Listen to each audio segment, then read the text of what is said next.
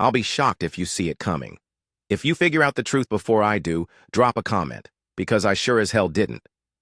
My wife was perfect. The kind of woman people noticed, not because she sought attention, but because she carried herself in a way that made people stop and stare. She was effortlessly elegant, confident, but not arrogant, beautiful but unaware of it. She had the kind of presence that made people feel comfortable, welcome, and I hated it, not because I didn't trust her. No, she never gave me a reason to. She was never secretive, never hid her phone, never acted guilty or nervous. She was always open, always kind, always untouchable. But I saw the way people looked at her. Men lingered too long in conversations, laughing a little too hard at her jokes, leaning in just a little too close. Women, too. They gravitated toward her, drawn in by her warmth. Everyone wanted to be near her. Everyone wanted something from her. And I, her husband, the one person who actually had her, was left to watch. I was never the jealous type. At least, that's what I told myself. But over the years, I had caught myself scanning rooms, tracking the eyes that followed her, calculating whether I should step in or let it go.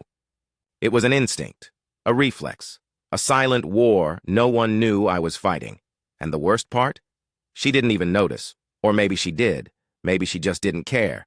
The night everything started to shift, we were at a school fundraiser, one of those pretentious, overpriced galas meant to make rich parents feel like they were giving back while drinking expensive wine. My wife was in her element, floating from conversation to conversation, smiling, laughing, charming the room without even trying. I stood off to the side, drink in hand, watching. I had long accepted that this was how it always went. I didn't mind, really. It was easier to observe from a distance, to let her shine while I played the quiet, attentive husband. But then I saw her, Emma Blake, our daughter's teacher. She wasn't like the other women in the room.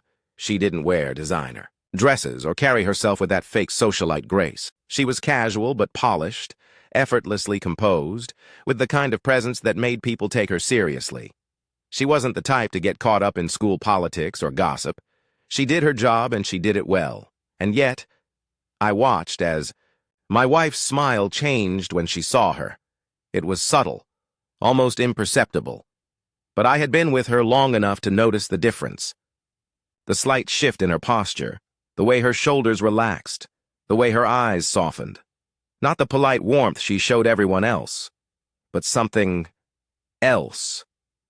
Emma saw her too. And in that moment, something passed between them. It was so fast, so fleeting, that I almost convinced myself I imagined it. A look, just a look. But it felt charged, like an entire conversation had happened in the space of a second. I clenched my jaw, pushing down the ridiculous flare of irritation rising in my chest. I wasn't the type to get jealous over nothing, and yet for the rest of the night, I kept finding my eyes drifting back to them.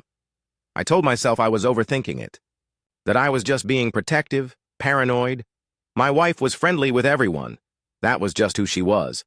But over the next few weeks, I started noticing things. Not big things, nothing obvious, just small, almost imperceptible shifts in the air. She was still the same, still loving, still present, still perfect. But there were moments, tiny, fleeting moments, where I felt something off. Like when she'd check her phone and smile, just for a second before tucking it away, or when she came home from school meetings a little lighter, a little more energized. Like she had just had a conversation that left her in a good mood. Or when I'd mention Emma in passing, and she'd blink, just for a split second, before responding like nothing was unusual. It was stupid. There was no actual reason to be suspicious. She wasn't hiding anything. She wasn't acting guilty. She wasn't pulling away. And that was the worst part. If she had been different, distant, cold, secretive, maybe I could have justified my unease. Maybe I could have pointed to something tangible. But she wasn't. She was the same as she had always been, which meant whatever was making me feel this way wasn't about her. It was about me. The first real crack appeared when Meredith Caldwell, the school's self-proclaimed Queen Bee and Parent Committee president, posted something on her Instagram story. It was vague, just a text overlay on a soft pink background, the kind of passive-aggressive statement designed to stir up drama. Our children deserve better. Some things shouldn't be ignored. More on this soon. I almost scrolled past it, but then I saw the comments section. Parents were already speculating, throwing out theories. Someone mentioned a teacher. Someone else said it was about something inappropriate. And then, I heard it's about Miss Blake. My stomach dropped. I turned to my wife, who was sitting next to me on the couch, scrolling through her own phone like nothing in the world could touch her. "Have you seen this?" I asked, holding up my screen. She glanced at it, unimpressed. "Meredith lives for this kind of drama. Ignore it." I frowned. "They're saying it's about Emma." She shrugged. "It's probably just some school politics. She's a great teacher. People are just looking for something to be mad about." I studied her face, looking for any sign of discomfort. There was none. She didn't seem anxious. She didn't seem defensive. She was just normal. And yet, when I looked back down at my phone, something told me this wasn't just school gossip. Something told me that whatever was coming next would change everything. I couldn't let it go. The post should have been harmless. A piece of school gossip. Just another manufactured scandal from Meredith Caldwell, the socialite queen of the parent committee. I had seen her pull this kind of stunt before, spreading half-truths, stirring up drama just for engagement. But something about this one felt different. Maybe it was because I had already started feeling something off in my own house. Maybe it was because of the way my wife had dismissed it so easily, with that effortless calm she always had. Or maybe it was because deep down I already knew this wasn't just gossip. This was real, and it had something to do with my wife. Thigh. Next morning, I was dropping our daughter off at school when I overheard two moms whispering near the entrance. "It's disgusting, really? She was around our kids every day." I just don't understand how the school let this go on for so long. I felt my stomach tighten. They weren't even being discreet about it. The entire school was buzzing with this news, whatever it was. I walked past them, pretending not to hear, but as soon as I got back to my car, I checked my phone. Meredith had posted again. This time, it wasn't just cryptic text. It was a photo, an old one, taken at some school function, a charity event, or a fundraiser. At first, it looked like any other group picture. Teachers, parents, board members, and then I saw it. My wife and Emma. They weren't doing anything inappropriate. Nothing obvious. Just standing near each other. Smiling, laughing. But it was the way they were standing. Emma's body was angled toward my wife, leaning just slightly in. My wife's hand was resting casually on Emma's arm. Light, familiar, natural. Too natural.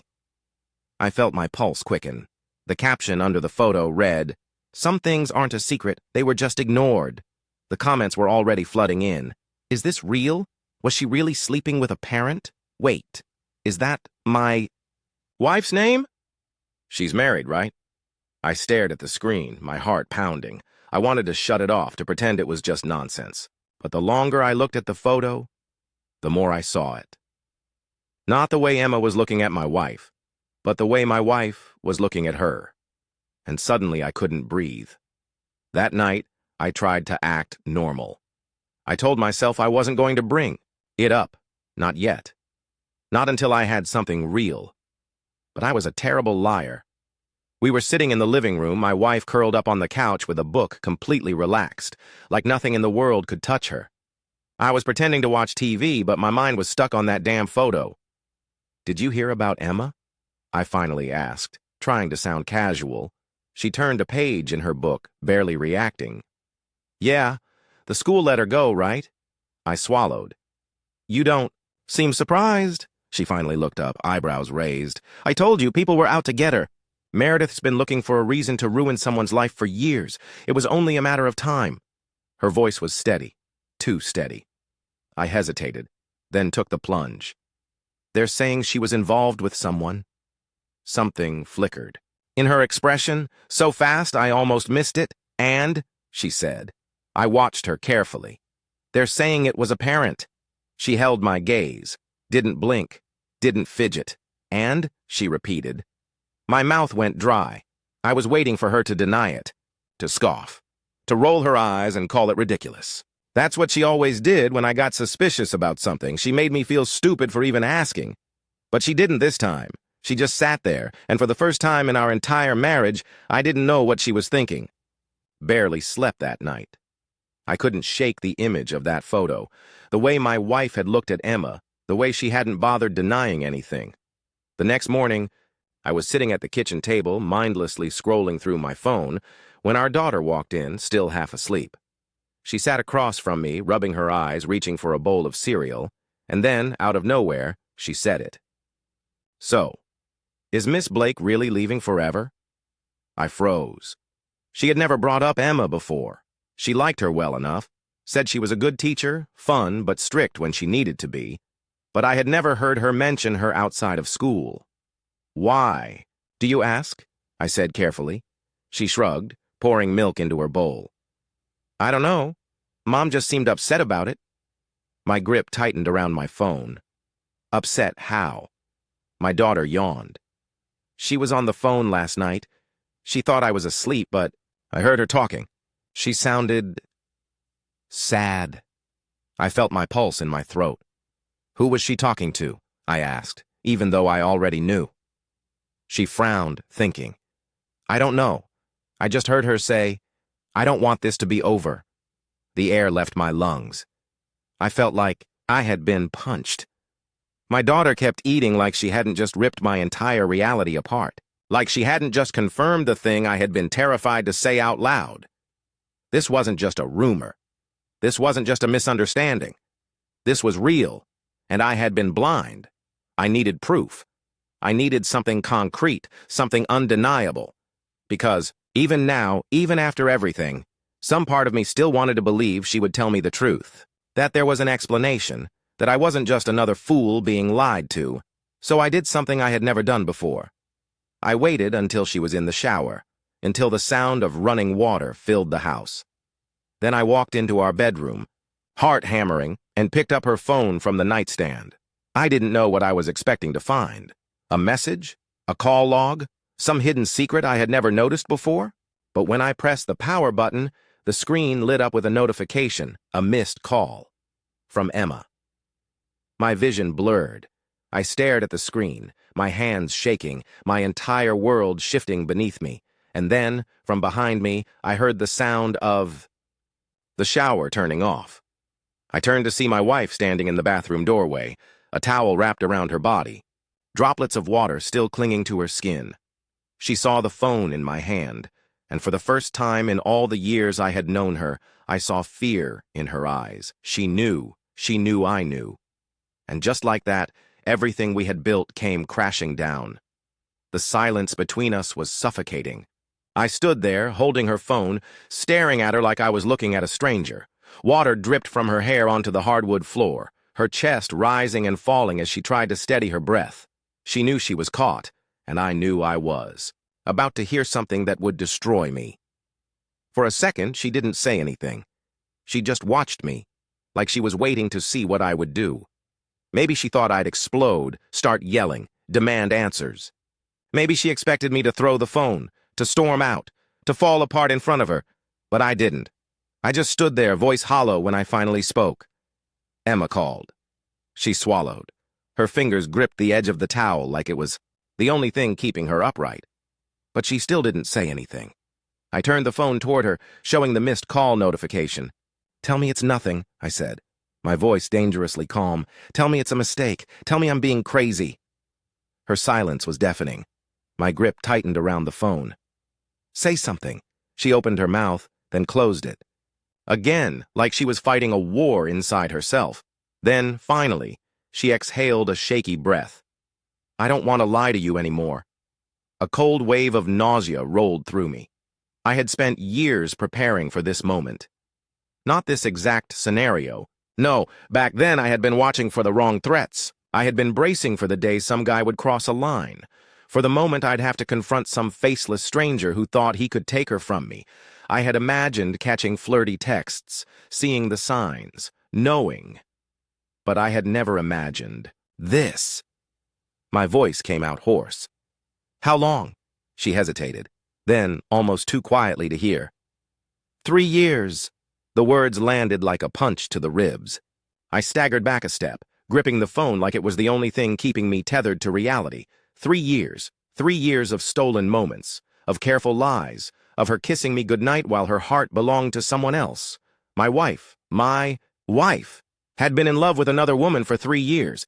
My chest felt like it was caving in. Why? It was the only word I could force out. Her eyes glistened, but she didn't cry. I didn't mean for it to happen. I laughed, sharp, bitter. That's what they all say, right? It just happened? She flinched. I ran a hand down my face, my entire body trembling with something between fury and devastation. You let me stand there for years feeling like an idiot. You let me defend you. You let me believe we were happy. We were happy, she whispered. I snapped my head, up. No, you were happy. You had both of us, didn't you? A tear slipped down her cheek. I felt sick.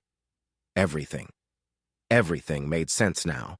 The small shifts in her mood, the way she was never bothered by my jealousy, the way she never tried to reassure me because she knew I was looking in the wrong place. I clenched my jaw, breathing hard. And I was never supposed to find out, was I? She hesitated, then shook her head. No, honest. Even now. I turned away from her, unable to look at her, unable to breathe in the same space as her without feeling like I was being suffocated. My entire life had been a lie, and then just when I thought I couldn't take any more, she spoke again. I never wanted to hurt you. I turned back, my hands shaking. You don't get to say that. She stepped closer. I mean it. You don't get to say that. My voice cracked. You chose this, every day, for 3 years. You chose to lie, to cheat, to keep me in the dark while you... I cut myself off, swallowing against the bile rising in my throat. She didn't argue, didn't try to defend herself. She just looked at me, broken and silent. I had no words left. Walked out? I didn't know where I was going. I just knew I couldn't be there anymore. I didn't check my phone. I didn't care if she called, if she texted, if she chased after me. All I knew was that I had spent years fighting an invisible enemy, and in the end, it had been standing right beside me the whole time. I didn't go home that night.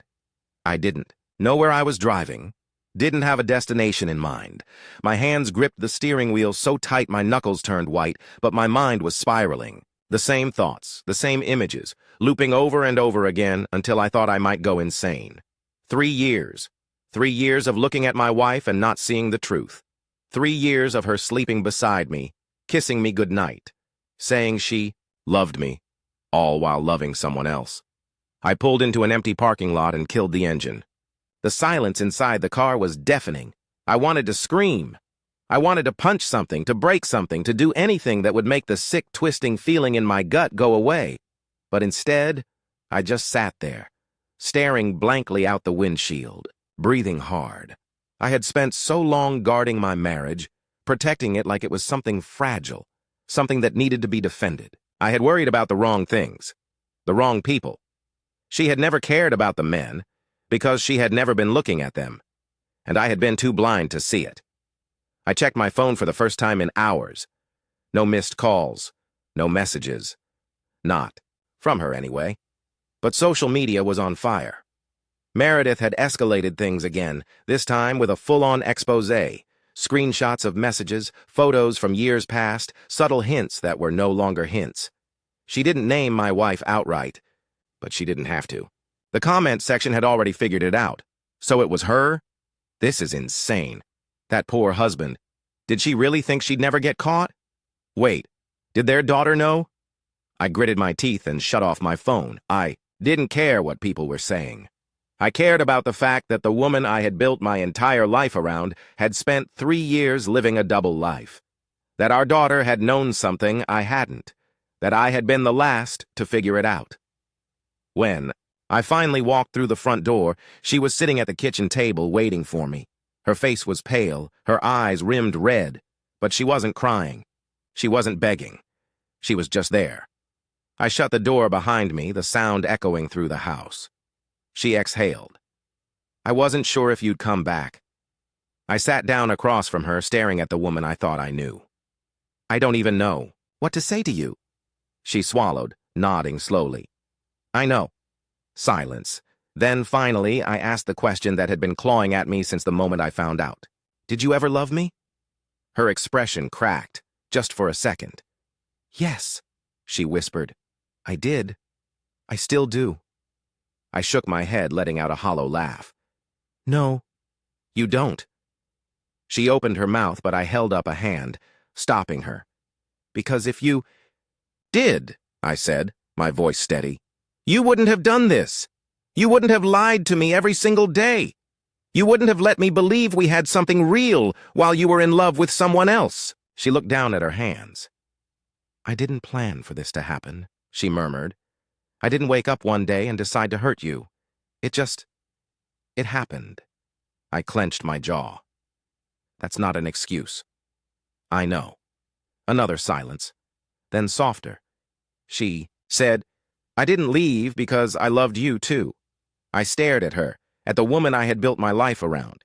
And in that moment, I realized something. She wasn't the person I thought she was, or maybe she was. Maybe I had just never really seen her. I packed a bag that night. She didn't try to stop me. She didn't cry, didn't beg me to stay. She just stood in the doorway, watching as I zipped up my suitcase, her arms wrapped tightly around herself like she was trying to hold herself together. Before I walked out, I turned back to her one last time. "Does she know?" I asked. "That you're in love with her?" Her eyes flickered with something, guilt, sadness, regret. "She knew before I did," she admitted. I swallowed the lump in my throat. And then I left. I didn't slam the door, didn't yell or throw things or demand answers I'd never get. I just walked out, because there was nothing left to fight for, and now I'm here, sitting in a hotel room, staring at the ceiling, trying to understand how I got here. Trying to understand how I could have been so blind. 3 years. 3 years of living in a lie. 3 years of believing I was enough. And now I have to ask myself, what do I do next? Do I hate her for what she did? Do I try to understand? What would you do if you were me? Would you forgive her? Would you try to understand? Or would you walk away, knowing the person you loved never really belonged to you at all?